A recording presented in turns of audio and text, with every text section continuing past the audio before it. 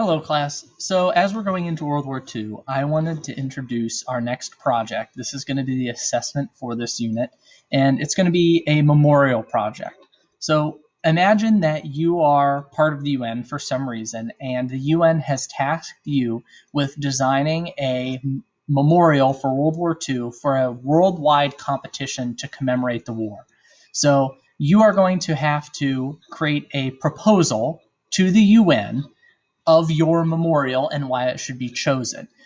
So the goal is simple. You're just going to create a World War II memorial to commemorate the anniversary of the war. And it sounds very simple, but it's a little more complicated than that.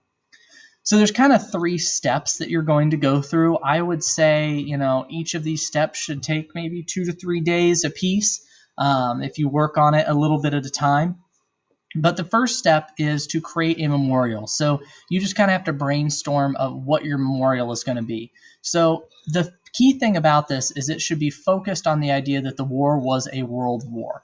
You are not doing it just from the side of the Russians or the Germans or the Japanese or the Americans. It is everybody because it was a even bigger war than World War I. And I put here 2 kind of guiding questions to help you. These questions are not going to be directly answered on a slideshow. They are going to be inside the project. So first, where should the memorial be? And key part, why? Your memorial obviously has to have a physical place. And if you put it in Germany, you're obviously going to make the Chinese and the Japanese, who both fought in World War II, maybe feel left out. But if you throw it in Russia, you're going to make the Americans feel left out. So you have to justify where your memorial should be. And second, you want to explain how your memorial demonstrates and remembers World War II. When we're in class, I'll kind of explain the National World War II Memorial that is in Washington, D.C. a little bit. It isn't simply a memorial showing those who died. It is a history lesson in itself of what the war was, who fought in it, what happened. Just you are not doing this just for America, you're doing it for the entire planet. So you do have to have some required things. Remember, this is a school project and you're showing me that you learned. So a person should be able to get a basic understanding of the war. This is not you being super specific. Remember, this is a general world history class. I just want to know that you understand what World War II was. And you can do this through art, images, words, symbolism, pictures. I really don't care. But remember, it's a World War II memorial. You're not writing a bunch of text on it. What you do have to be included, at a minimum, is how the war started, the Pacific theater, the European theater, how the war ended, and the effects of the war. So you kind of want to have all those things included. And how you're going to explain those is the last part in your pitch.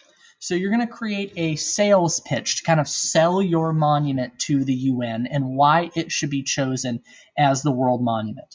I'm going to put a 6-minute time limit on this. It should be short. Honestly, the closer that you can get it to under 6 minutes, the better. And what you're going to do is you're going to explain what your memorial is. How does it represent these different pieces? And there's obviously a rubric that I'm also going to show you that will explain exactly what you have to do. So on this slide, we have the rubric, and this is exactly what you have to do in the order. You notice that the max is 4. I don't know the total points yet, but I kind of broke it up into 4 points, 3 points, 2 points, 1 point, and 0 point. So the first part is location. You have to choose a location for your memorial, and then you have to say why it is appropriate for that memorial. This is probably just going to be in your pitch. You may say, in a presentation, this is where it's going to be and why. It may display it on the memorial make, but your pitch is going to hit most of this. Your design is actually something that you have to come up with. You're literally designing a memorial. I know that not everybody is an artist. I don't care if you do it by hand and somehow get it into your pitch. I don't care if you do it on the computer, but you should just have actual representations of it being a memorial. Getting into the parts where you are actually going to explain different aspects of the war, they're all fairly similar. So we have the representation of the Pacific theater and the representation of the European theater.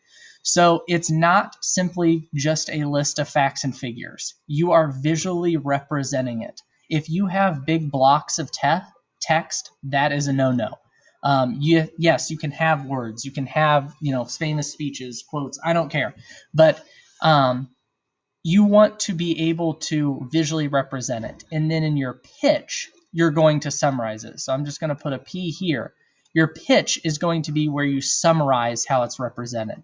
The same thing goes for the European theater. Your pitch is your summary. So next is the acknowledgement of the effects of World War II. This can be inside, your part about the European theater. I really don't care how you're doing it.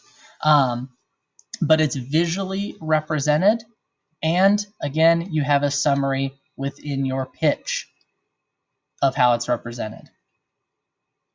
Finally, you have your organization. The project is organized, it is rehearsed, so your pitch is going to be, easy to follow. It is not going to be complicated. It's not going to be over 6 minutes long. There's no spelling, there's no punctuation, and it's just, simple and to the point. So if you have any questions on this, please let me know, and we're going to go over it in class as well. But if you need to watch the instructions again, I hope this helped.